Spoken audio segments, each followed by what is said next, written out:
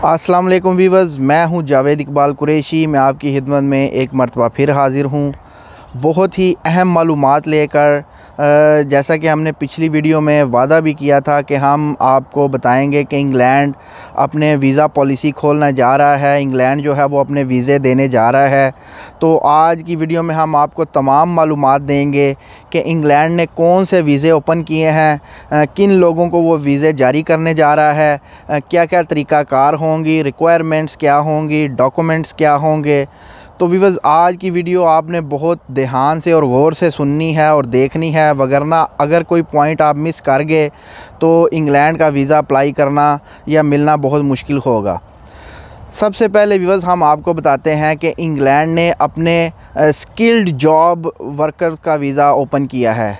अब ये skilled job workers कौन है कि जिनके पास कोई ना कोई हुनर है। पूरी दुनिया में कोई वेल्डिंग का हुनरमंद है, कोई इलेक्ट्रीशियन है, कोई मैकेनिक है गाड़ियों का, कोई इंजीनियर है, यानी कि कोई ना कोई हुनर है किसी के पास। तो इंग्लैंड ने जो हुनरमंद लोग हैं, स्किल्ड जो वर्कर हैं, उनके लिए अपने जो हैं वो वीज़े ओपन किए हैं, वीज़ों का इजरा शुरू किए हैं। तो अब जो लोग किसी किस्म का हुनर नहीं रखते, हुनरमंद नहीं है, तो उनको वीज़ा नहीं मिलेगा। अप्लाई करने को तो वो अप्लाई कर सकते हैं, सब के लिए मैदान खुला है, सब के लिए वही पॉलिसी है। वो हम आगे चल के बताएंगे कि उनको वीज़ा क्यों नहीं मिलेगा जिनके पास किसी किस्म का हुनर नहीं है, तो आपको बखूबी इल्म हो जाएगा।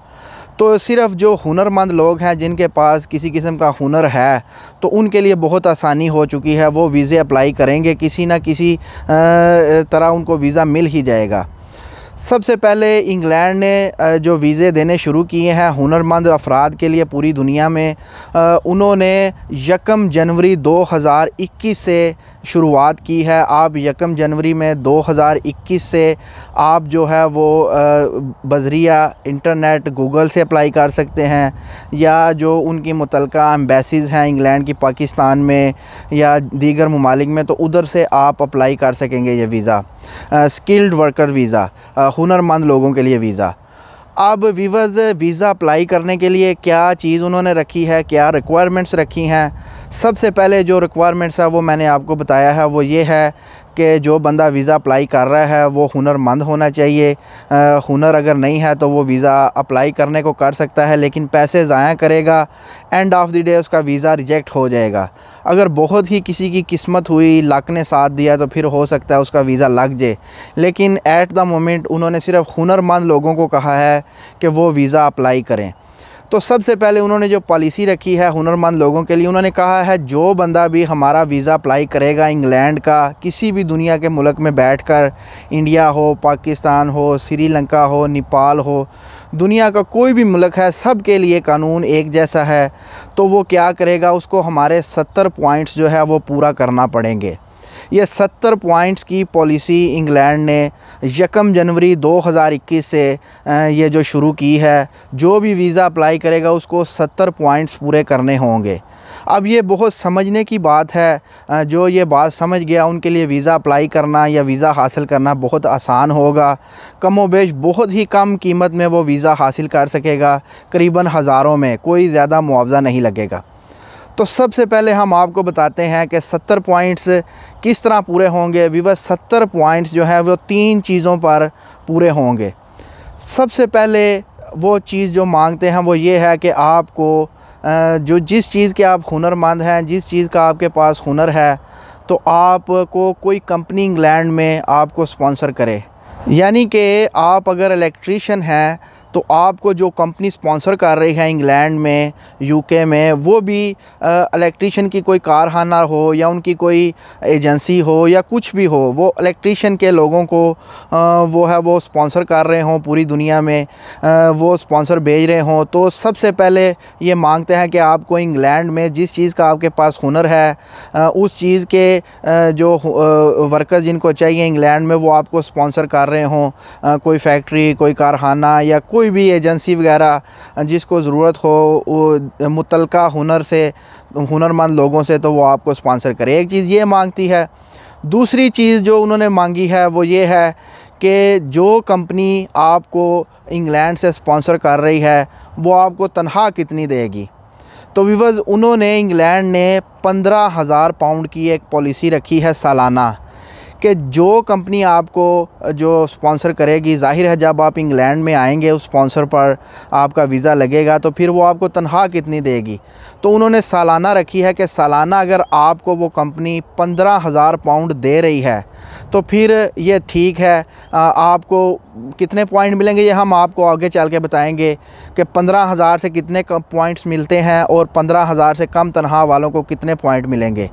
उसके अलावा जो तीसरी उन्होंने रिक्वायरमेंट रखी है वो ये है कि आपकी इंग्लिश लैंग्वेज कितनी है, कैसी है, आपको इंग्लिश बोलना, सुनना और पढ़ना आती है या नहीं। तो तीसरे जो है वो चीज़ ये है, पहली चीज़ है कि आपको कोई कंपनी स्पॉन्सर कर रही है इंग्लैंड में। दूसरी चीज़ है कि जो स्पॉन्सर कंपनी कर रही है जब आप इंग्लैंड में आएंगे तो वो आपको सालाना कितनी तनख्वाह देगी, माहाना आप फिर आप में डिवाइड कर लीजिएगा। और तीसरी है इंग्लिश रिक्वायरमेंट। तो वे सबसे पहले वो जो मांगते हैं 30 पॉइंट वो जो स्पॉन्सर के हैं। मसलन अगर आपको यूके में कोई ऐसी कंपनी स्पॉन्सर कर रही है जिसको वर्कर की ज़रूरत है और आप वो वाले वर्कर हैं जो हुनर वो तलाश कर रहे हैं, आपके पास वो हुनर है, तो फिर आपको 30 पॉइंट मिलेंगे स्पॉन्सर के कि फ़लाँ कंपनी, फ़लाँ एजेंसी या फ़लाँ बंदा आपको स्पॉन्सर कर रहा है और उसकी जो अपनी एक एजेंसी है, उसका कारखाना है, उसको वर्कर की ज़रूरत होती है, इलेक्ट्रीशियन की, मैकेनिक की, इंजीनियर की या डॉक्टर्स की। तो अगर आपको कोई कंपनी स्पॉन्सर कर रही है इंग्लैंड की तो आपको इसके 30 पॉइंट मिलेंगे। इसके बाद 20 पॉइंट हैं कि आपको वो सालाना तनख्वाह कितनी देंगे। देखें, इंग्लैंड ने एक पॉलिसी रखी है कि सालाना अगर वो कंपनी आपको जो स्पॉन्सर कर रही है जब आप इंग्लैंड में दाखिल हो जाएंगे तो वो सालाना अगर आपको 15,000 पाउंड तक दे तो फिर ठीक है, फिर आप उनकी जो रिक्वायरमेंट्स है उधर तक पहुंचते हैं, वो आपको 20 पॉइंट इस चीज़ के मिलेंगे। लेकिन अगर वो कंपनी आपको 15,000 से कम तनख्वाह दे रही है सालाना, मसलन 12,000 पाउंड महीने का बनता है, 12 महीनों का 12,000, अगर वो आपको 12,000 पाउंड दे रही है तो फिर आपको 20 पॉइंट नहीं मिलेंगे, 10 मिलेंगे, 12 मिलेंगे। अगर आपको वो 13,000 पाउंड सालाना दे रही है तो फिर और पॉइंट कम होते जाएंगे, 14,000।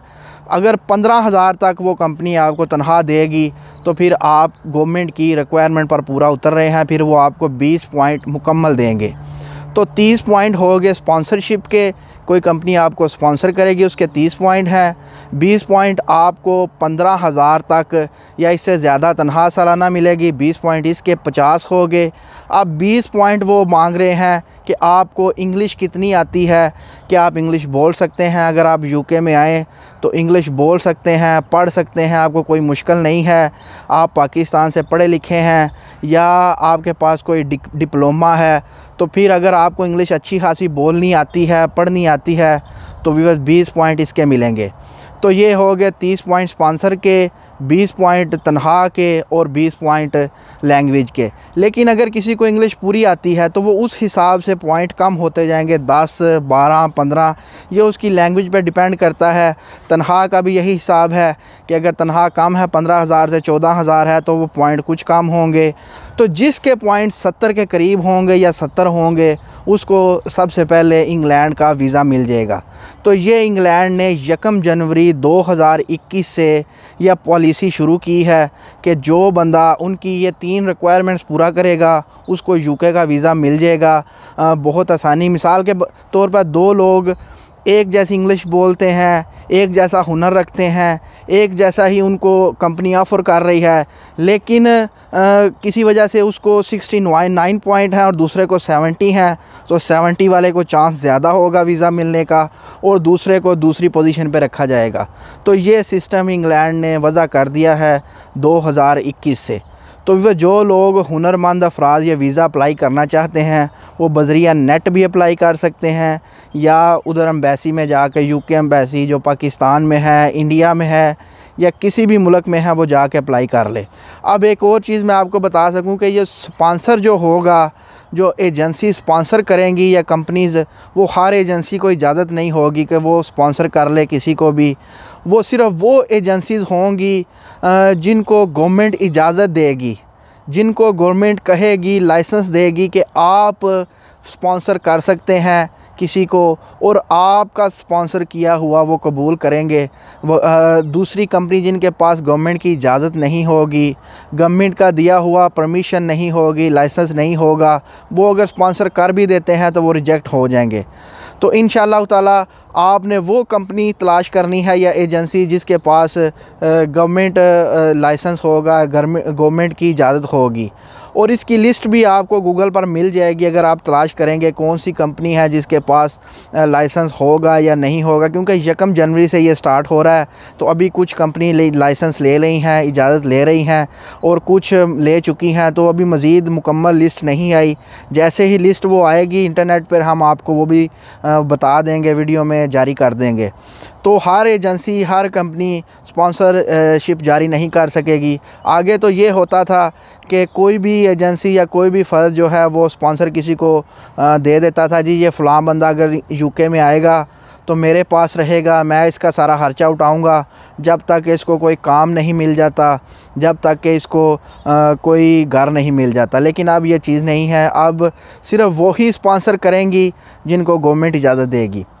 अब आपको बताएं कि हुआ क्या है कि सिर्फ़ हुनरमंद लोगों के लिए ही क्यों वीज़ा ओपन किया गया है, दूसरों के लिए क्यों नहीं किया गया।